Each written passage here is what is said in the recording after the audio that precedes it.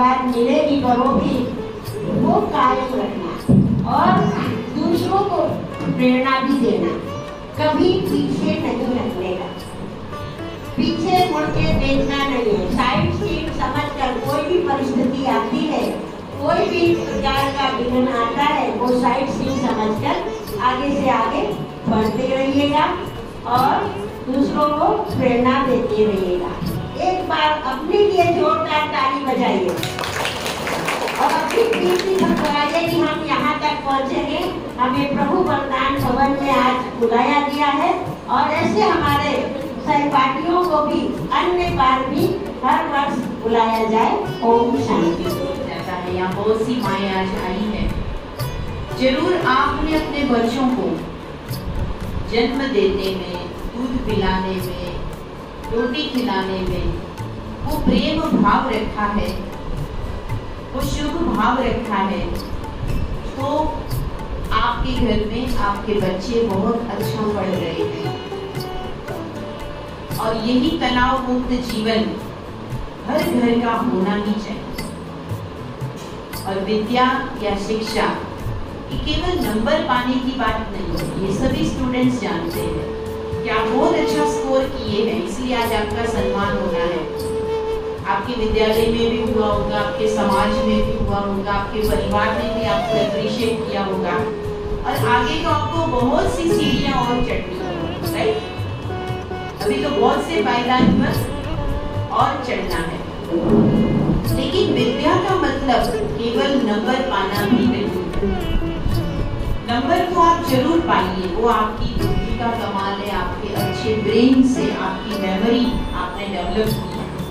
आपने ध्यान पूर्वक हर वो बात को सुना जो आपको पढ़ाया जा रहा है, तभी आपने अच्छे नंबर लिए, परीक्षा में उत्तीर्ण हुए। इसकी तो आपको बहुत बहुत बधाई हमेशा है। परंतु हमारी भूमि ने जो ज्ञान की अर्थ बताया है, व्याख्या की है, ज्ञान की विद्या की व्याख्या किया है, क्या की है? विद्या ददाति विनयम, विनयात् याति पात्रता, पात्रता धनं आप्नोति, धनात् धर्मं ततः सुखम। तो विद्या विनय दिलाती है, विनय से पात्रता, पात्रता मीन्स योग्य, स्टेप बाय स्टेप मिलती है। और उस स्टेप की शुरुआत आपने विद्या को ग्रहण करना शुरू किया, उसके बाद विनय को हमारे जीवन में शिष्टाचार को, अच्छे गुणों को अपनाना, और विनय से हमारे जीवन में योग्यता आई। योग्यता यानी आपको जीवन में कोई भी परिस्थिति, कोई भी प्रकार का संघर्ष, कोई भी चैलेंज का सामना करना पड़े, आप उसके लिए अपने आप को सक्षम बनाएं। किताबी ज्ञान कभी कभी लिमिटेड भी होता है, लेकिन आउट ऑफ सिलेबस भी बहुत सारा सीखने का है।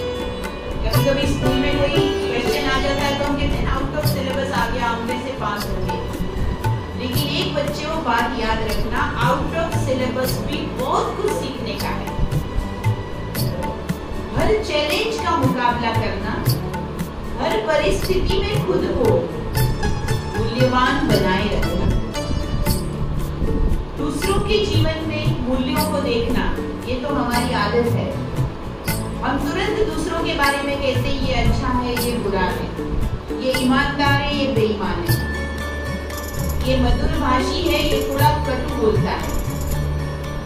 दूसरों को जितना देखना आसान है, परंतु एक नेत्र ऐसा भी जीवन में होना चाहिए जो खुद को देख सके। इन दो नेत्रों से आप दूसरों को देख पाते हैं, लेकिन एक तीसरा नेत्र होता है जिससे आपको क्या देखना है? Who am I?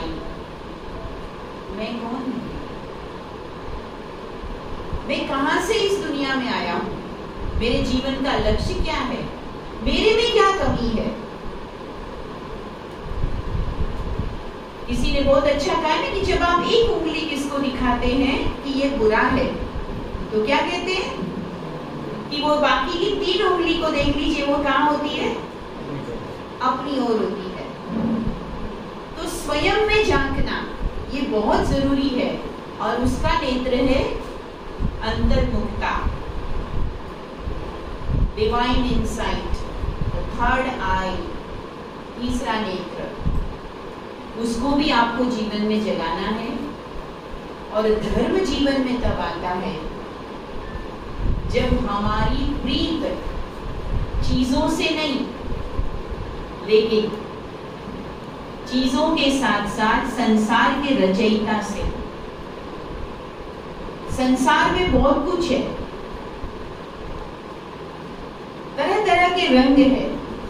अभी वेकेशन नजदीक आता है, दिवाली की छुट्टियां भी आ रही है ना, तो सबसे ज्यादा अच्छा क्या लगता है छुट्टियों में? कहाँ घूमने जाएं, कौन सा डेस्टिनेशन देखें। परंतु दुनिया के अनेक रंगों को देखते हुए एक विचार ये भी जरूर रखना कि जिसकी रचना इतनी सुंदर, वो कितना सुंदर होगा?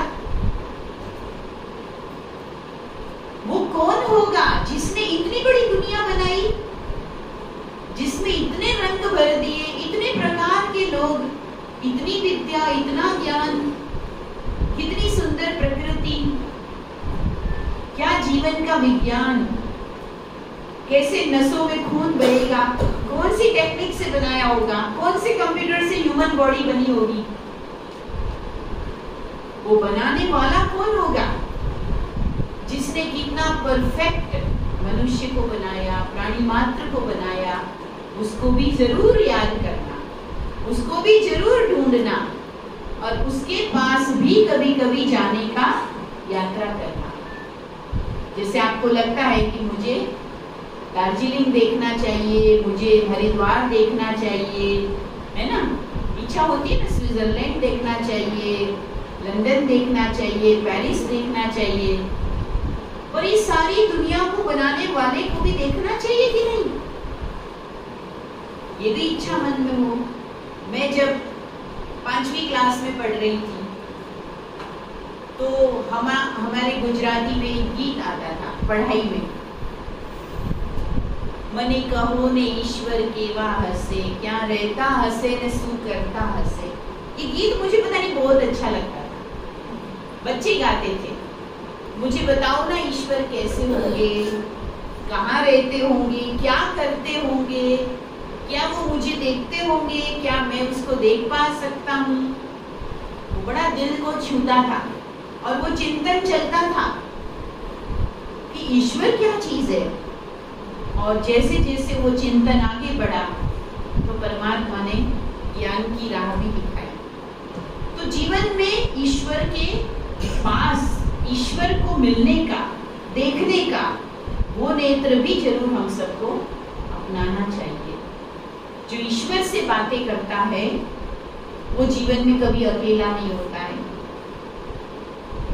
जिसका साथी ईश्वर होता है वो कभी डरता नहीं है, कभी घबराता नहीं है।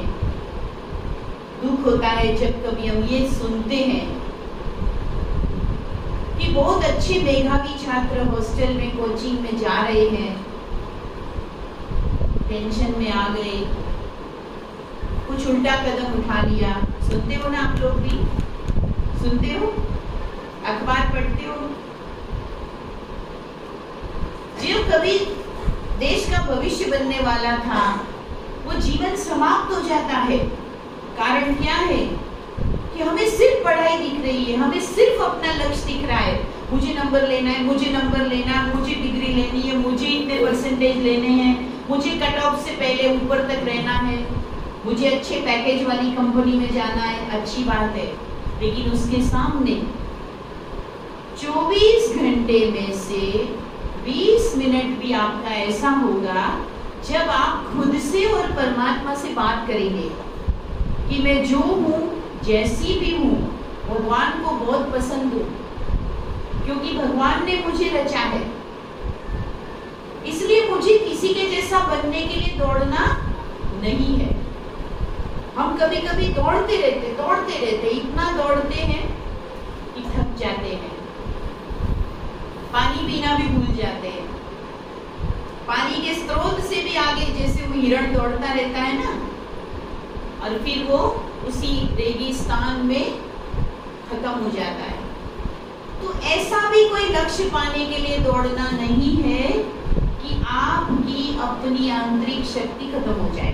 तो ये मैं आज छात्रों से जरूर कहूंगी कि परमात्मा से अच्छी बातें करो। जब कोई आपके पास न हो, जब कोई ऐसी बात आपको तकलीफ दे रही हो जो आप किसी को नहीं बोल सकते हो, ऐसी कोई बात आपको दर्द दे रही हो, तकलीफ दे रही हो, तो आप वो बात पता है किससे कर सकते हैं? किससे कर सकते हैं बताइए? जो करता होगा उसको याद आएगा। किससे कह सकते हैं? भगवान से कह सकते हैं। तो आप रोज आदत डाल दो कि मुझे भगवान से 1-2 बातें रोज करनी है। गुड मॉर्निंग कर लो, सवेरे उठते ही पहला गुड मॉर्निंग भगवान को कर लो, रात को सोते समय गुड नाइट कर लो भगवान से। कर सकते हैं ना? कर सकते हैं? मुश्किल है? और कोई मंत्र जपना शायद मुश्किल लगे, है ना? मंत्र नहीं जपो, लेकिन सिंपल बात करो। हे भगवान, मैं अच्छा हूँ, आप मेरा ध्यान रख रहे हो, मैं बहुत खुश हूँ। ऐसी अच्छी बात, ज्यादा कुछ नहीं। तो आप देखना आपकी धीरे धीरे धीरे धीरे वो बातें परमात्मा से बढ़ती जाएगी। आपको कभी भी डर नहीं लगेगा, कभी भी आप मूंझेंगे नहीं, उदास नहीं होंगे। क्योंकि जैसे पंखे के नीचे बैठे हैं तो ऑटोमेटिक हवा आ रही है, आपको कहना पड़ रहा है पंखा मुझे हवा दो, कहना पड़ रहा है? नहीं ना, हवा आती है। सूर्य के सामने जाएंगे तो धूप प्रकाश आता है, मांगना पड़ता है, मांगना पड़ता है कि मुझे थोड़ी धूप दे दो, अपने आप मिलती है। ऐसे ही परमात्मा को याद करने से वो शांति का सागर है तो शांति मिलती है, ऑटोमेटिक मिलती है। वो प्रेम का सागर है तो हमारे जीवन में भी प्रेम अनुभव होता है। तो लास्ट तक पहुंचानी है, जो भी मैं आपको बताऊंगी, ठीक है? तो हम जो दुनिया में देखते हैं ना कि कोई र्यूमर होती है, र्यूमर समझते हो ना, कोई अफवाह होती है तो कितना जल्दी स्प्रेड हो जाती है। अच्छा, कभी कभी कोई अच्छी बात होती है तो वो जब पहुंचती है तो थोड़ा अलग रूप में पहुंचती है। किसी ने कोई स्टेटमेंट दिया होता है, आजकल तो नेताओं के स्टेटमेंट और बहुत सारे ऐसी चीजें होती है ना, तो लोगों तक पहुंचते पहुंचते उसका रूप ही बदल जाता है ना? तो ये छोटा सा प्रैक्टिकल में करेंगे। उर्मिला जी आ जाइए, स्वागत है आपका भी। जहाँ भी जगह है बच्चों सेट हो जाना ना, ठीक है? तो ये सेकंड नंबर से सभी उस तरफ मुड़ जाइए। आपको जब जो दिखाया जाएगा वही आपको प्रैक्टिकल में करना है, ठीक है? आप ध्यान से देखेंगे और वो इसको बताएंगे और आप सभी एंजॉय करेंगे कि वो कितना अच्छा पास कर रही है। सभी पास वाले स्टूडेंट हैं, लेकिन ये बात को कितना अच्छा पास करते हैं ये आज हम देखेंगे।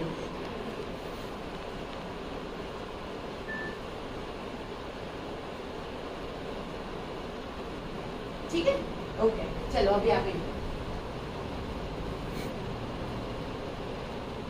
बोलना कुछ नहीं, समझाना कुछ नहीं, खाली दिखाना। थोड़ा पीछे वहाँ घूम जाइए, सामने घूम जाइए।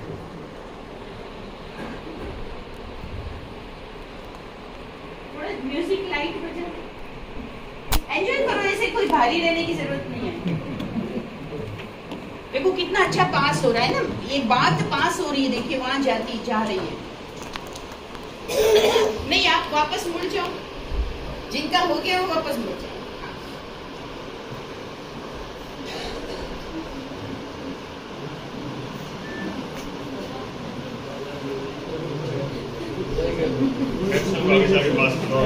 हाँ, थोड़ा थोड़ा आगे आ जाओ ताकि इनको जगह मिल जाए। हो गया वो वापस इधर, हो गया वो इधर।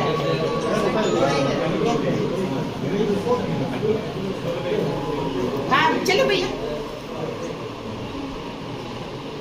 हाँ जो किए वही उनको बतानी है। थोड़ा पीछे हो जाओ, हाँ थोड़ा इधर आओ ताकि सब देख पाए। हाँ इधर आओ।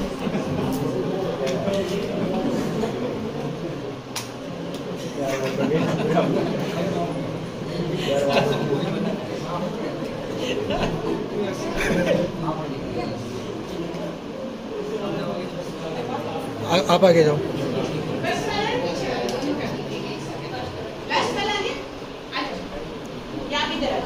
बहुत अच्छा। तुमको याद है? हाँ, आप सभी देखना। हाँ, थोड़ा सा दिखे ऐसे खड़े हो जाओ। अच्छा, पहले ये दिखाएंगे। अच्छा, आपने क्या एक्टिंग की बताओ। वाह वाह वाह, ताली बजाओ, ताली बजाओ। अच्छा, अभी तुम बताओ कि एक्चुअली क्या थी। पूरा तू भी बोल रही। देखो एक्टिंग क्या थी। ऐसे क्या बनाते हैं, फिर क्या करते हैं, तवे पे डालते, फिर भाई कितनी खाओगे। एक्टिंग में सब कुछ आ जाता है। मैं बना रही हूँ, पका रही हूँ, तुम कितनी खाओगे। अरे वहां तक पहुँचते पहुँचते क्या हो गया, फ्राश के पत्ते खेल रहे थे। घी लगा रहे, घी लगा रहे। लेकिन बहुत अच्छी मेहनत की। बैठो अपनी अपनी जगह, जहाँ मिले वहाँ थोड़ा सा। बात इतनी बदल जाती है तो सदियों से आया हुआ ज्ञान भी पता नहीं कितना मॉडिफाइड हुआ है। और एक व्यक्ति को स्टेटमेंट देता है और पूरे देश में या दुनिया में जब बातें जाती है तो किस रूप में दिया जाता है और कितना उसका कभी कभी नुकसान भी हो जाता है। इसलिए कहते हैं कभी भी सुनी सुनाई बात पर पूरी तरह से भरोसा नहीं करना चाहिए। वो हकीकत क्या है, स्टार्टिंग कहाँ से हुआ, डे 1 को क्या हुआ था, फर्स्ट अटेम्प्ट क्या था, वहां तक पहुंचना चाहिए, जड़ में जाना चाहिए, तभी आपको रियलिटी का पता चलता है। तो ऐसी बहुत सारी गेम्स है, लेकिन आज हमारे पास टाइम नहीं, मैंने सोचा था। थैंक यू सो मच, आपने पार्टिसिपेट किया।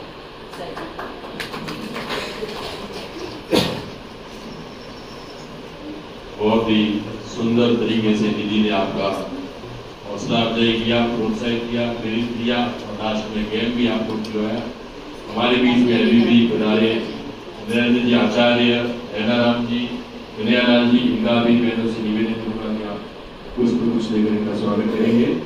और उसके बाद हमारे बीच में आचार्य नरेंद्र जी कैसा लग रहा है, एकदम शांत। तो ये इस जगह की विशेषता है ना, हर जगह की अपनी विशेषता होती है। तो ये जो ब्रह्म कुमारी राजयोग केंद्र है अपना, इसकी ये विशेषता है कि यदि आपको शांति का अनुभव करना है, जीवन में आदमी क्या चाहता है, किसी को पूछो भाई क्या चाहते हो आप, सुख और शांति, सुख और शांति। सुख इसमें है, शांति में सुख है। यानी आप शांत बैठे हैं और आपको आनंद आ रहा है, तो दुनिया का सबसे बड़ा सुख यही है। और आज अपने को इस कार्यक्रम के निमित्त ये सुख मिल रहा है ना। और ये किसके कारण से मिल रहा है, इनके कारण से मिल रहा है। हाँ, निमित्त तो दीदी है, बाबा का आशीर्वाद है उनका, लेकिन अपने बीच में निमित्त कौन है, आदरणीय गीता दीदी जी। एक बार इनके लिए तो आपके लिए बड़ी तारीफ।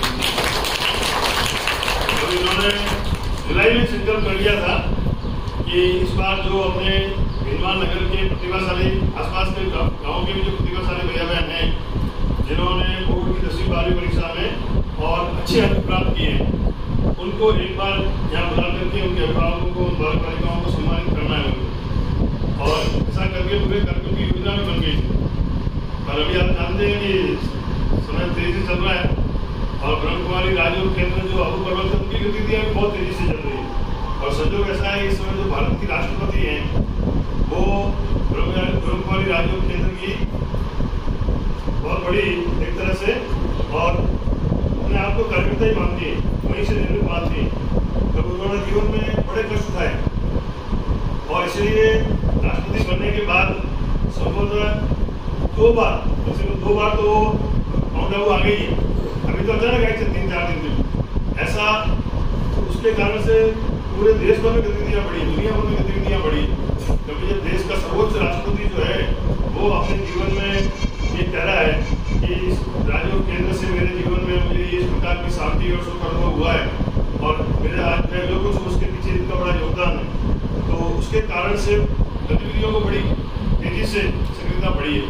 और उसके कारण से हम तो छोटी जगह बैठे हैं, भीड़भाड़ तो बहुत छोटी जगह है, लेकिन हमें लिए बड़ी बात यह है कि आदरणीय गीता दीदी जी इतनी सक्रिय है कि आज जो उनकी राष्ट्रीय टोली है उसमें आपका सब दृष्टि से नाम आता है। युवाओं है तो युवा विभाग की प्रमुख है, लेकिन युवाओं से लेकर के प्रौढ़ तक सभी को और आकर्षित करती है और सभी प्रकार के जो विभिन्न प्रकार के विकल्प हैं उनमें से ज़्यादातर में आपका मार्गदर्शन न केवल अपने यहाँ पर, अभी तो चाहे दक्षिण भारत में कर्नाटक हो, चाहे महाराष्ट्र हो, चाहे अपना गुजरात हो, चाहे पंजाब हो, चाहे उत्तर प्रदेश हो, चाहे हरियाणा हो, चाहे मध्य प्रदेश हो, अपना ये पूरा क्षेत्र इसमें आपका निरंतर प्रवास रहता है और रोज ही मांग रहती है कि भाई आपको गीता दीदी को भेजिए, गीता दीदी को भेजिए। तो स्वाभाविक है कि बहुत विचार करने के बाद भी हर बार तारीख बदलते संयोग से आज की तारीख वह दीदी यहाँ उपलब्ध है और इस कार्यक्रम के साथ जो दिन आया है वो आज का दिन आया है। तो इसके लिए सबसे समान प्रार्थी है क्योंकि जुलाई में उपलब्धि हासिल की जून में और अपन आगे अक्टूबर में, ठीक है ना। पर देर आए दुरुस्त आए, संकल्प था, संकल्प को पूरा करना था और आप सबने स्वतंत्र को स्वीकार किया क्योंकि जो विद्यार्थी आज 10वीं 12वीं बोर्ड में आए हैं, 10वीं 12वीं बोर्ड में परीक्षा में स्थान प्राप्त करना सामान्य बात नहीं है।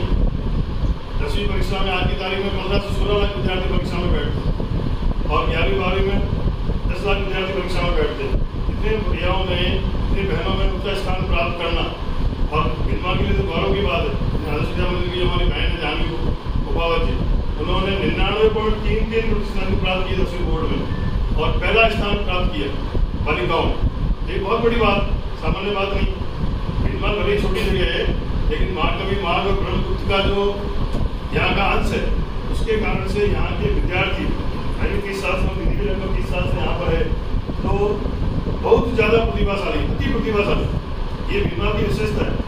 हम लोगों का भी सौभाग्य है कि हम लोग ऐसी जगह पर रहते हैं जहाँ की धरती में, जहाँ के अन्न में, जल में इस प्रकार की विशेषता है कि यहाँ की जो विद्यार्थी हैं उनमें इतनी तेजस्विता है, मुझस्विता है और इतना उनके अंदर बीज रूप में ज्ञान का भंडारण है। सीकर पढ़ रहा है। इसके बाद भावेश दिनेश जी, भावेश कुमार दिनेश जी, इसने 96.17% बनाए हैं। वो आए, इधर से आ जाओ, आए भावेश दिनेश जी आए। उसके बाद है अरविंद सुथार, माला राम जी, इन्हें 96% बनाए हैं 10वीं में, अरविंद सुथार।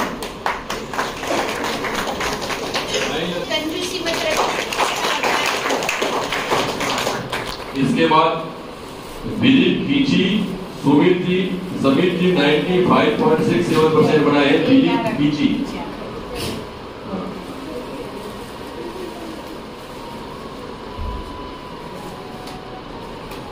जो नहीं है उसका। उसके बाद राजूराम,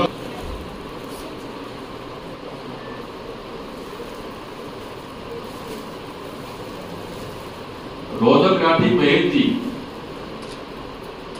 रौनक राठी महेश जी जिन्होंने 93.83% बनाए हैं।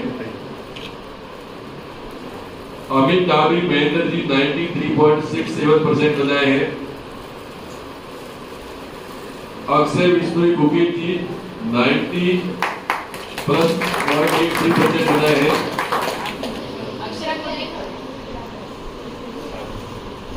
और इनके पापा, हाँ, ये दोनों का साथ। अक्षरा विष्णु गुकित जी, साथ में रहिए पर इनको पहले छोड़ो। रेणुका भवनलाल जी 91.17। मतलब बहनें आती है तो आपको क्या नाम है इसका? रेणुका। रेणुका। कौन सी स्कूल है अक्षरा? विद्यापति। आपकी? मौनाराम लीलाराम जी, यशवंत सुहान नटवर लाल जी 91%।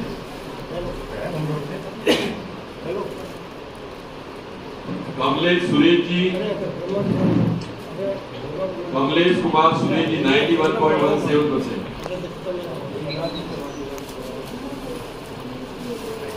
सभी को प्रसाद भी लेना है, प्लेट्स आ रही थी अभी आपके पास। क्या नाम है कमलेश? आद्या वाजपेयी पुष्पेंद्र जी 95.67%। आद्या वाजपेयी। कपिल सुखाड़िया श्याम सुंदर जी 90.33%। आदर्श।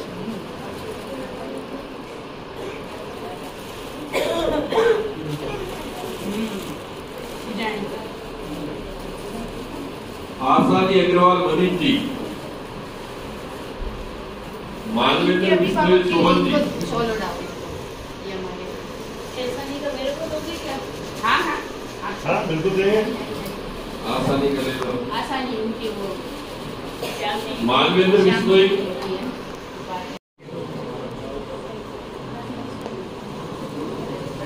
बच्चे की तो मम्मी पापा को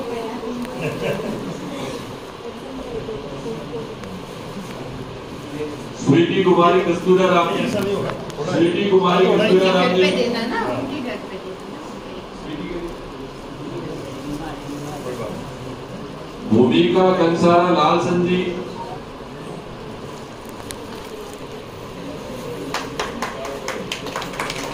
भूमिका कंसारा में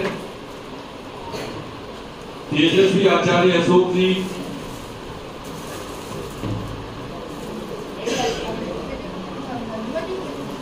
किंजल सोनी जयंतीलाल जी।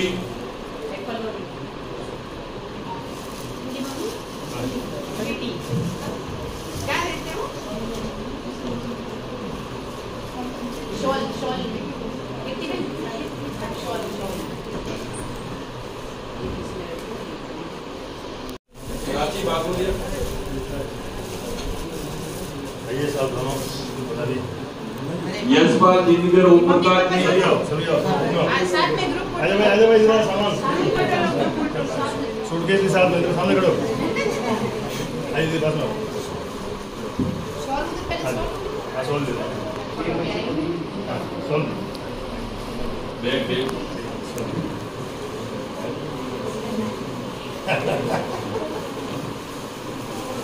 नंदा राम जी के संग में भाई सभी का ही योगदान कहीं ना कहीं सबका ही रहा होगा। ज्योति का प्रजापत शांतिलाल जी। जानवी तुम्हारा नाम पहले आ गया। आओ अशोक जी आगे आगे आया नहीं अभी। अशोक जी आगे आगे ना बोला नहीं जानवी का। इनको शॉल नीचे आ जाओ नीचे आ जाओ। पायल जयंतीलाल जी। सॉल उठाओ। एक साथ देना होगा। पायल जयंतीलाल जी। पायल आई थी पे।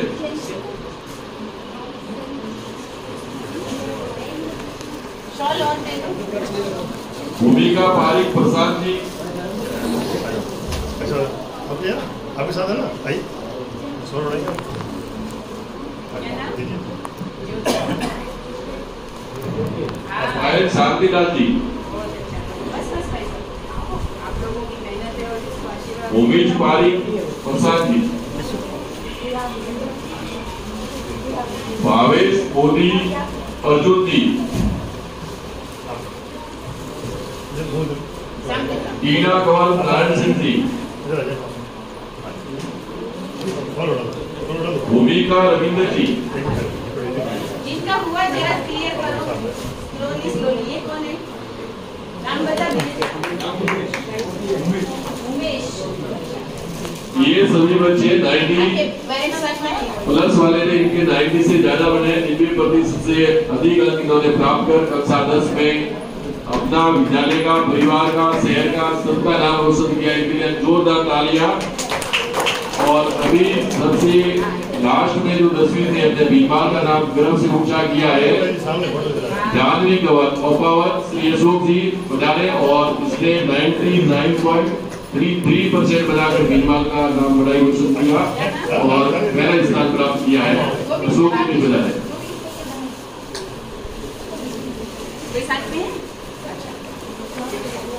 जानवी के लिए मैं जोरदार तालियां।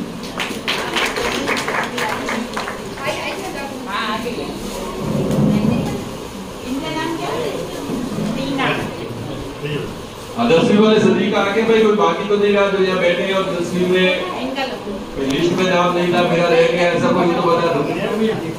इधर देखो इधर। इधर साथ में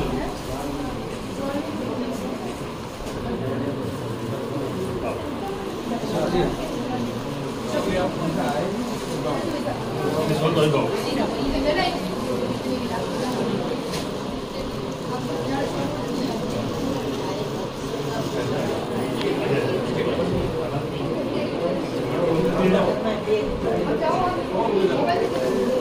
भी आओ साथ।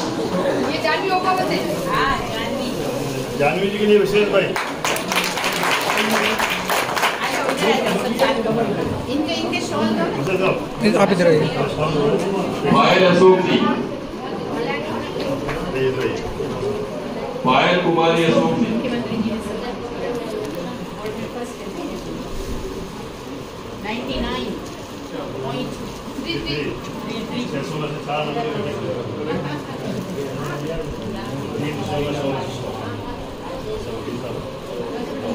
ये पायल अशोक जी।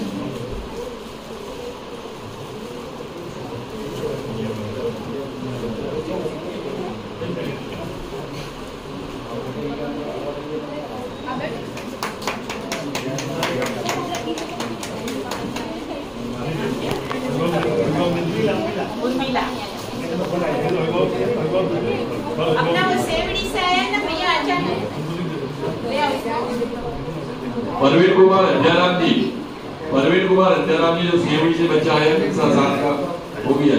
ये हमारी क्लास के हैं और एकदम इंटीरियर में रहते हैं, लेकिन बेटे ने बहुत अच्छा 94% लाया, इसलिए मैंने इसको स्पेशल बुलाया था। हाँ, इसको माना तो आपको शॉल देके गया।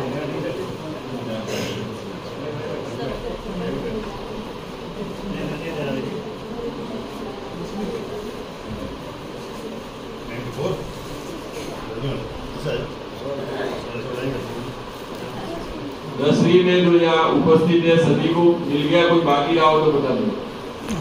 मार्कशीट लेके आए थे, नाम नहीं आया, ऐसा तो नहीं है कोई? इसके अभिभावक बैठे हैं बच्चे का।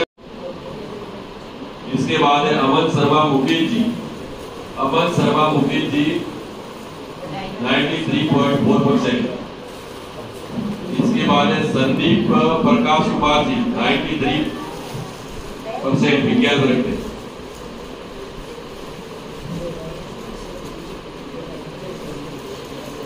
ये सबका ग्रुप फोटो होगा, हाँ सब देखिएगा।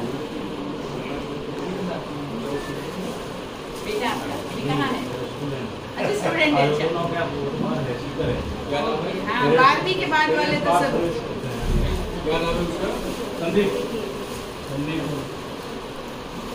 जितेंद्र कुमार कालाराम जी विज्ञान। कंबल शॉल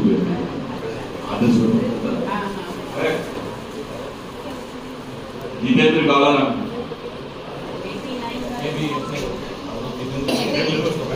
मेरे मनीष मांजू बाबूलाल जी, मनीष मांजू बाबूलाल जी 92.2% विज्ञान में।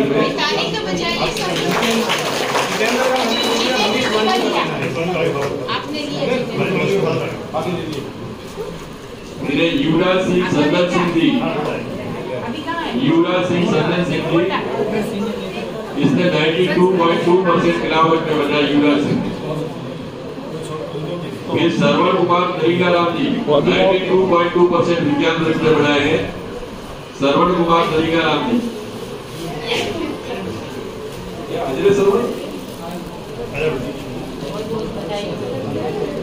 सोनल मुखर्जी 94.2%। सोनल कुमार,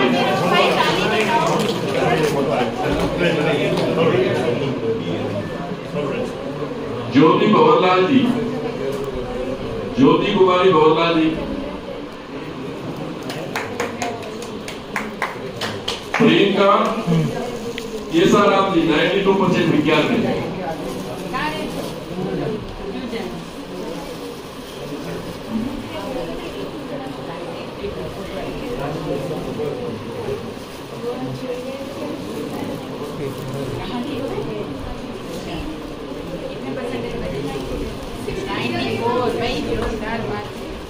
मिथिल रवि श्याम सुंदर जी विज्ञान क्लास में नाम लिखवाए।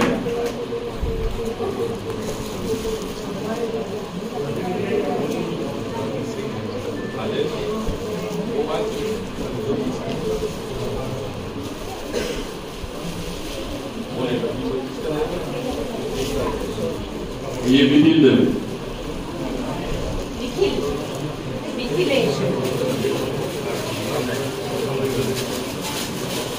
पर्वत सोलंकी वीरेंद्र जी कक्षा 10,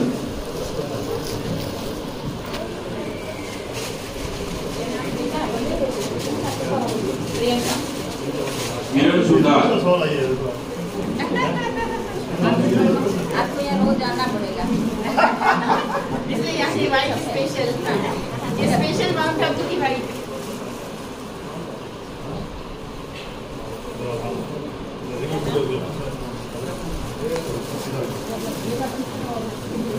और भी कोई अभिभावक आए हैं 12वीं क्लास में और बच्चे नहीं है साथ में, तो आप ले लो। टीचर भी आए तो भी ले लेना। उनका लिया? हाँ, देखो बेटा बेटी दोनों, एक 10th में 12th में 90+। मिलन जोशी जितेंद्र कुमार जी 90%। अच्छा। मिलन जोशी जितेंद्र कुमार जी, सबीर कुमार शिवाराम जी और राहुल कुमार रमेश कुमार जी। ऐसा लीजिएगा इनका पैसा भाई। हाँ ले लिया। मिलन जोशी,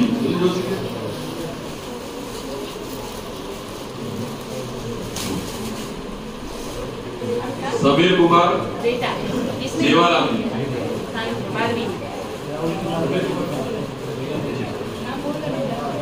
राहुल कुमार रमेश जी,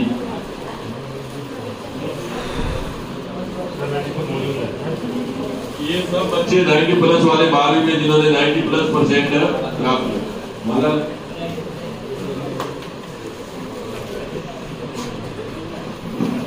एक बार जोरदार इन सभी प्रतिभाशाली प्रतिभाशाली बच्चों के लिए जोरदार तालियां, जिन्होंने इतना अच्छे अंक लाकर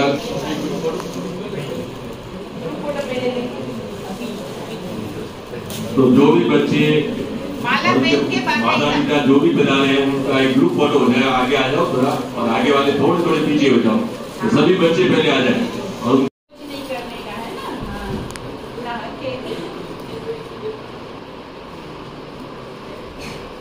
स्पेशल तेरे को सब पहचानेंगे, तो लास्ट में आई, बाकी सब भीड़ में आए।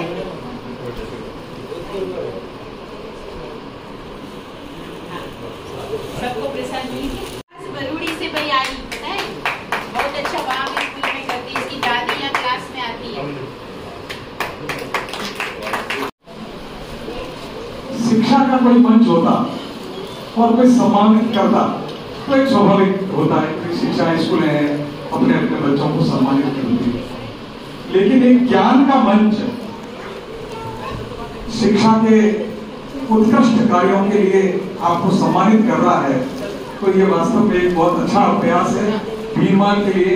और हम तो वैसे भी गौरवान्वित हैं हमारी आदरणीय और श्रद्धेय गीता बहन जी के प्रति कि आप भीनमाल, आप केवल ब्रह्मा कुमारी का नहीं बल्कि भीनमाल को गौरवान्वित कर रही है पूरे राष्ट्र और अंतर्राष्ट्रीय स्तर पर।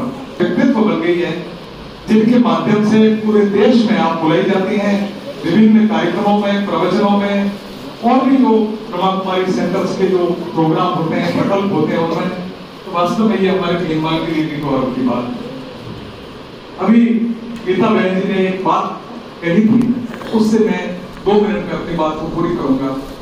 उन्होंने आपको शुभकामनाएं देते हुए कहा था कि आप में ज्ञान की ज्योति जले, दीपावली के शुभ अवसर पर ज्ञान की ज्योति जले। देखो ये जो आपने परसेंटेज भले 99 लाए हो, 91 लाए हो, 95 लाए हो, कोई भी लाए हो, मैं आप उन जिन बच्चों ने लाए हैं उन बच्चों से प्रश्न करता हूं कि आपके जीवन का उद्देश्य क्या है? क्या है बताइए? जीवन का उद्देश्य क्या है? बोलो कोई भी। बेटा तुम सब लोग प्रतिभाशाली बालक हो, बोलिए ना। बोलो सर, जानवी जी बोलो। कोई भी खड़ा होके बोलो। बोलिए बेटा। डॉक्टर बनना आप चाहती है। सुनाओ। अशोक जी की बेटी हर जगह दुनिया में हर जगह किसी न किसी देश का बहुत ज़्यादा संरक्षण है, तो मैं इंडिया के लिए कुछ ऐसा करना चाहती हूँ जिससे पूरी दुनिया में इंडिया का नाम रोशन हो। ताली बजाए साहब, ताली बजाए इस बेटिया के लिए। क्या बात है, देश का नाम रोशन करना चाहती हूँ। मित्रों, आपके सबके गोल में फिर भी बहुत अच्छा गोल कि मैं देश का नाम रोशन करना चाहती हूँ। और भी आपके गोल होंगे कि मैं डॉक्टर बन जाऊं, इंजीनियर बन जाऊं, आईएएस कर लो, आईसीएस कर लो, जो भी होगा। लेकिन ये केवल गोल हमारे यही हैं। उन्होंने क्या बोला था अभी गीता बहन जी ने कि आपके भीतर ज्ञान का प्रादुर्भाव हो। ये ज्ञान का प्रादुर्भाव नहीं है 99% नंबर भी लाना, ये शिक्षा का प्रादुर्भाव है। लेकिन ज्ञान बहुत दूसरी चीज होती है। तो हमारे जीवन का लक्ष्य क्या होना चाहिए? ज्ञान का प्रादुर्भाव हो। और वो ज्ञान जो हमारे भीतर परमात्मा बैठा है, जो चेतना है, जिसको आप आत्मा बोल सकते हैं, कोई भी है, उसको भीतर चेतना हमारी कैसे विकसित हो। और वो चेतना अगर विकसित होगी तो आप डॉक्टर भी अच्छे बनोगे, इंजीनियर भी अच्छे बनोगे, देश का नाम भी बहुत अच्छे से रोशन करोगे, या जिस फील्ड में आप जाना चाहते हो, जिस क्षेत्र में आप काम करना चाहते हो, वो बहुत अच्छे से करोगे। लेकिन वो संभव कब है? जब हमारे भीतर का ज्ञान प्रकाश वो आलोकित होगा। जो प्रकाश ज्ञान रूपी प्रकाश वो आलोकित होगा। और वो मित्रों, उसको बोलते हैं समझ, उसको बोलते हैं विवेक। हमको कैसे उठना है, क्या खाना है, कितने बजे उठना है, पेट में क्या डालना है, कपड़े कौन से पहनने हैं, आज दिन में कौन सा काम करना है। और अपने विवेक से एक तो हम नकल करते हैं, क्या उसने कर लिया हम भी कर लें। और एक अपने भीतर का विवेक जगे, और वो भीतर का विवेक जगेगा तो वो आपके अंदर ज्ञान का प्रादुर्भाव होगा, जिसके लिए मनुष्य जन्म मिला है, वो सार्थक होगा। 10वीं और 12वीं में 90% सफल है, उसको सम्मानित किया गया, उसको मैं बधाई, उसको प्रार्थना देता हूँ। और जैसे मेरे बात साहब ने कहा है कि शिक्षा के साथ में ज्ञान की ज्योति जले, वो ज्ञान का प्रादुर्भाव हो आप में, और आप देश के अच्छे नागरिक बने हैं और देश का नाम रोशन करें। उन्हें मैं गीता दीदी को भी बहुत बहुत बधाई देता हूँ और आभार कि उन्होंने ऐसा कार्यक्रम किया है ज्ञान के मंच पे। धन्यवाद। सभी बड़े प्यार से बोलिए ओम शांति,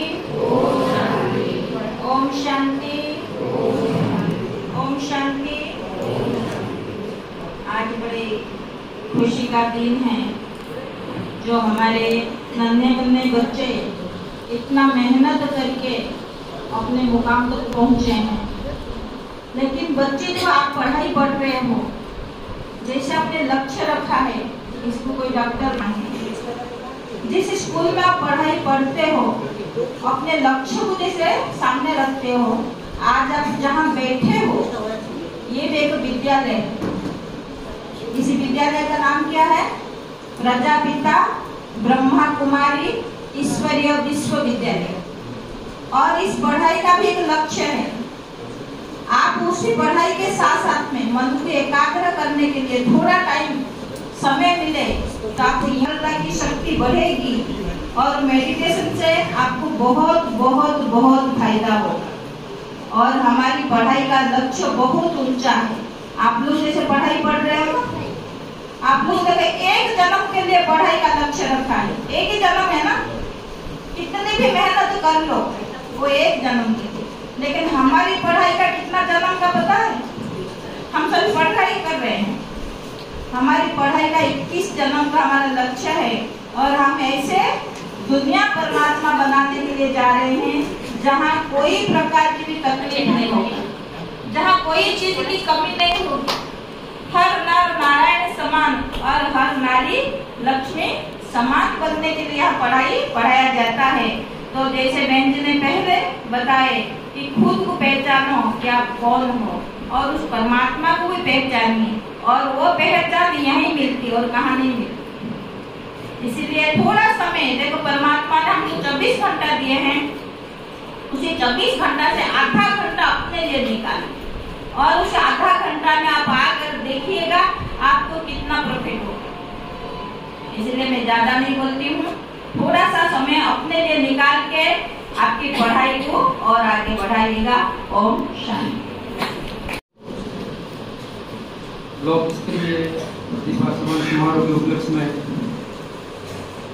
सभी अभिभावकों को और बच्चों और बच्चियों को और आदरणीय मंच, आप सब बड़े सौभाग्यशाली हैं कि आपको ब्रह्मा कुमारी ईश्वरीय विश्वविद्यालय के इस मंच पर जो सम्मानित किया गया है। ब्रह्मा कुमारी ईश्वरीय विश्वविद्यालय आज वर्ल्ड में आध्यात्मिक क्षेत्र में माताओं और बहनों के द्वारा चलाई जाने वाली एक बहुत बड़ी संस्था है, जो वर्ल्ड की सबसे बड़ी संस्था है। और आज 85 साल से संस्था की इसी आध्यात्मिक क्षेत्र में काम कर रही है, निर्विघ्न काम कर रही है और दिनों दिन प्रगति कर रही है। और इसमें आज इस संबंध में उपलक्ष्य में जैसे अपनी भारत की राष्ट्रपति द्रौपदी मुर्मू जी हैं, वो हमारे संस्था के सदस्य हैं। मीन्स हम लोग जैसे संस्था में सदस्य हैं, उसी टाइप से वो भी दिनचर्या अपनी जो ब्रह्मा कुमारी की है उसी को फॉलो करती है।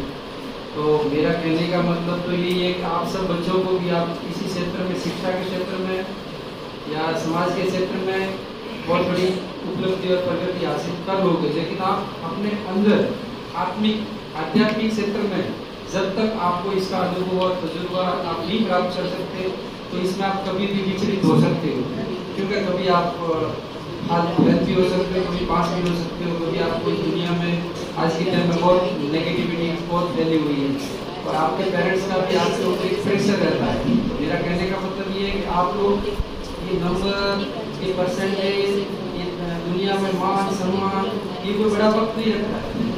आज मकान में बच्चे पढ़ने के लिए जा रहे हैं, एक माँ बाप का एक बहुत जरूर होता है और उसको इतना प्रेशर डाला जाता है कि आपको इतने परसेंटेज लानी है, नहीं लाया तो आप हमें मुँह मत बताना। पेरेंट्स की ये भी एक ऑफर रहती है, लेकिन आपका जीवन अभी शुरुआत हुई है। आप 10th में पढ़ने वाले या 12th में पढ़ने वाले बच्चे बच्चियाँ जो भी हो, अभी आपका परिवार का अंकुश है वो आपसे ऊपर से अभी निकल गया। अभी आपको अपने डिसीजन, अपने तजुर्बे के अनुसार ही आपको जीवन में जीना पड़ेगा, क्योंकि पेरेंट्स ने यहाँ तक आपको दिवा दिया कि आपको अपने विवेक से सब काम करना पड़ेगा। तो इसके लिए आपको आत्मिक संतुलन बनाए रखना पड़ेगा। कभी अप डाउन हो, कभी आप होंगे, कभी डाउन होंगे। तो इसके माध्यम से हमारे ब्रह्मा कुमारी ईश्वरीय विश्वविद्यालय की हर हेडक्वार्टर इस जिला स्तरीय हेडक्वार्टर पे हमारा ब्रह्मा कुमारी का आश्रम रहता है। तो वहाँ जाके आपको राजयोग मेडिटेशन सीखना चाहिए और जहाँ कहीं भी आप रहते हो, किसी भी क्षेत्र में रहते हो, तो आपको ब्रह्मा कुमारी से कनेक्ट होना चाहिए। और आज की डिमांड भी है, लोगों की डिमांड भी है, लोग इतने डिप्रेशन में आ रहे हैं, इतने अस्त व्यस्त हो रहे हैं, आज परिवारों में झगड़े हो रहे हैं। पहले सब समाज की समस्याओं के बारे में सोचते थे, आज वो समस्याएं परिवार में आ गई है और उस समस्याओं का समाधान के लिए अपने पास में एक ही क्षेत्र है, आध्यात्मिक क्षेत्र। और आध्यात्मिकता में भी जैसे मेरा जीवन में 30 साल से संस्था से जुड़ा हुआ हूँ, मैं फॉलो करता हूँ पूरी ब्रह्मा कुमारी की दिनचर्या जो भी है वो। तो हमें इस ऐसे वातावरण में, कलयुगी वातावरण में, आज तरह तरह की अफवाहों के भी आती रहेगी और कुछ पेरेंट्स के बारे में, और अभी आजकल तो सोशल मीडिया के माध्यम से भी इतने फ्रॉड हो रहे हैं कि आपका भाई या कोई बीमार है और अपनी सेम आपके भाई और उसकी आवाज़ में ही बोलते हैं कि भाई चलो मेरा एक्सीडेंट होगा, ऐसा ऐसा, आप इतना पैसा उसमें भर दो। कहने का मतलब कि आप कितना इस सोशल मीडिया के माध्यम से प्रॉब्लम हो रही है। तो इसके माध्यम से आप सबको घर में भी प्रेम से रहना चाहिए, कि तो जीवन में कुछ भी साथ में लेके जाने वाले नहीं है, और लेके भी जाओगे तो आप अपना कर्म और अपना ईश्वर की प्राप्ति। और हमारा जीवन का उद्देश्य है परमात्मा के द्वारा कि हम इस दुनिया में आए क्यों हैं। एक बार बैठ के सोचो, कोने में जाकर सोचो कि मेरा जीवन का उद्देश्य क्या है, मैं क्यों आया इस दुनिया में, मुझे क्या करना है, क्या करके मुझे यहाँ से जाना है। अगर वो एक बार पता लग जाएगा तो फिर दुनिया में कोई समस्या है ही नहीं। तो इसके माध्यम से ब्रह्मा कुमारी में हमारा 7 डेज का कोर्स होता है, आध्यात्मिक कोर्स है, वो एक बार आप कोर्स कर लो, फिर आप राजयोग मेडिटेशन घर में बैठ के भी कर सकते हो। तो आप सब अभिभावक और बच्चे, प्रतिभाशाली जो बच्चे सब यहाँ पधारे, इसके लिए ब्रह्मा कुमारी विश्वविद्यालय की तरफ से आप सबका मैं बहुत बहुत धन्यवाद करता हूँ। और उसके बावजूद भी जब भी आपको मौका मिले तो हमारी गीता दीदी है, हमारे बहनें हैं, कई भी चीज़ें भी हैं, तो आप वहाँ जाके सेवा केंद्र में जाके आप संपर्क करके आपका 7 दिन का जो मेडिटेशन कोर्स है वो आप कर सकते हो। आप सबका यह बता रहे, इसके लिए आप सबका बहुत बहुत धन्यवाद।